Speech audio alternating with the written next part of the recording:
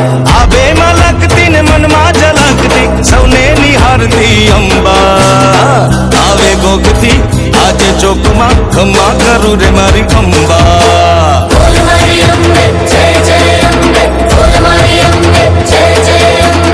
ભક્તિ કથા ચેનલમાં આપ સૌનું સ્વાગત છે। ભગવાનના સુંદર ચિત્રો સહિત પવિત્ર કથાઓ સાંભળવા માટે જરૂર સબસ્ક્રાઇબ કરો ભક્તિ કથા ચેનલ। જો આપ આ ચેનલ ઉપર નવા હો તો ચેનલને સબસ્ક્રાઇબ કરવાનું ભૂલશો નહીં। દેશના 51 શક્તિપીઠોમાં જેનું અગત્યનું સ્થાન છે તે શક્તિપીઠ અંબાજીનું મંદિર। વિશ્વની સૌથી પ્રાચીન ગિરિમાળાઓમાં બિરાજમાન માં શક્તિના શક્તિપીઠમાં માનું હૃદય વસે છે। ગુજરાતની ઉત્તરમાં આવેલી અરવલ્લીની ગિરિમાળામાં ગબ્બર આવેલો છે।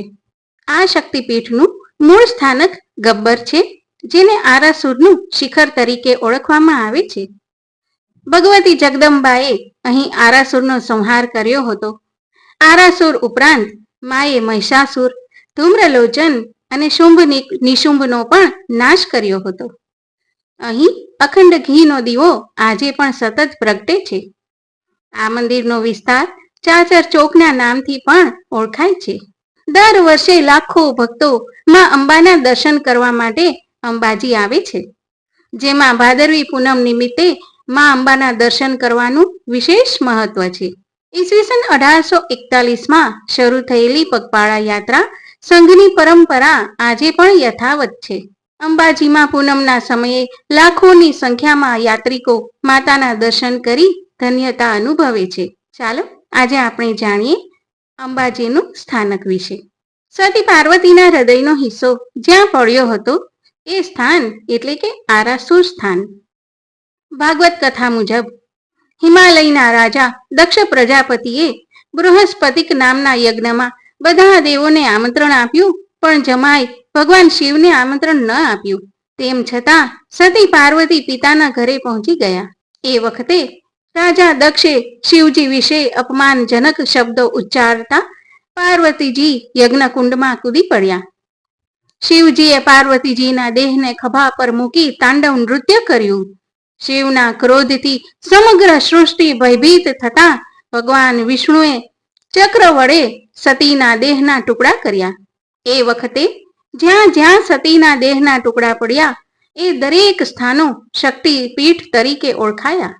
સતી પાર્વતીના હૃદયનો હિસ્સો જ્યાં પડ્યો એ સ્થાન આરાસુરી અંબાજી શક્તિપીઠ તરીકે ઓળખાયું। 51 શક્તિપીઠોમાં ઉલ્લેખાતા અંબાજીમાં દેવી સતીના હૃદયનો અને અર્બુદાચલ એટલે કે માઉન્ટ આબુ પર્વત ઉપર અધર એટલે કે હોઠના ભાગ પડ્યા હતા। દેવી ભાગવતની કથા અનુસાર મહિષાસુરે તપ કરી ને અગ્નિદેવને પ્રસન્ન કર્યા। આથી પ્રસન્ન થઈ ને અગ્નિદેવે મહિષાસુરને વચન આપ્યું કે નર જાતિના નામવાળા શસ્ત્રોથી તેને મારી શકાશે નહીં। આ વરદાનથી મહિષાસુરે દેવોને હરાવી દીધા। તેણે ઇન્દ્રાસન જીત્યું અને ઋષિઓના આશ્રમોનો નાશ કર્યો। પછી તેણે વિષ્ણુલોક અને કૈલાશ જીતવાનું નક્કી કર્યું। આથી દેવોએ ભગવાન શિવની મદદ માંગી। ભગવાન શિવે મદદ માટે દેવી શક્તિની આરાધના કરવા દેવોને જણાવ્યું।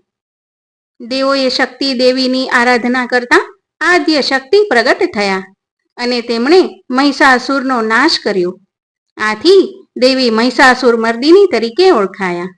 ભારતભરમાં એકમાત્ર આ એવું સ્થળ છે જ્યાં શક્તિપીઠના પરિસરમાં વિશા યંત્રનો અભિષેક થતો હોય। યંત્રની બિલકુલ નજીકથી ગંગા જળથી અભિષેક સાથે શ્લોકાત્મક પૂજા કરવાની વિશેષ વ્યવસ્થા છે। અહીં સ્થાનકમાં માતાજીની મૂર્તિ નથી, પરંતુ વિશા યંત્રની પૂજા કરાય છે। આ યંત્ર માન્યતા અનુસાર શ્રી યંત્ર છે। આ યંત્રમાં 51 અક્ષર હોવાનું પ્રમાણ છે। આ યંત્ર શુદ્ધ સોનાનું છે। માતાજીના યંત્ર સ્થાનમાં આંખથી જોવાનો નિષેધ હોય, પૂજારી પણ આંખે પાટા બાંધીને પૂજા કરે છે।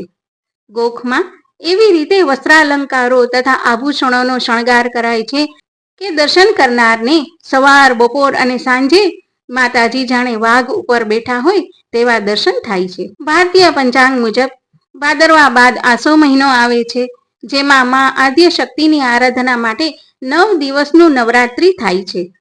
તો ચાલો આજે આપણે હવે જાણીએ કે ભાદરવી પૂનમનો મહામેળો કેવી રીતે યોજાય છે. ભાદરવી પૂનમના મેળાનું ધાર્મિક મહત્વ છે કે નવરાત્રી નિમિત્તે માં અંબાના શક્તિપીઠને ધજા ચડાવી લોકો પોતાના ગામ લઈ જાય છે. ઉપરાંત અનેક પગપાળા સંઘો ગરબો લઈ માના દ્વાર સુધી આવે છે. માં અંબાને નવરાત્રી નિમિત્તે પોતાના ગામ આવવા માટેનું આમંત્રણ આપે છે. વર્ષોથી ચાલી આવતી આ પરંપરાના કારણે ભાદરવી પૂનમ નિમિત્તે માં અંબાને નવરાત્રીનું આમંત્રણ આપવા માટે અનેક ભાવિક ભક્તો ભાદરવી પૂનમના મહામેળામાં આવી માં અંબાના આશીર્વાદ લઈ માને નવરાત્રી નિમિત્તે પોતાના ગામ પધારવા માટેનું આમંત્રણ આપે છે. આધુનિક યુગમાં પણ લોકોની આસ્થા અકબંધ છે.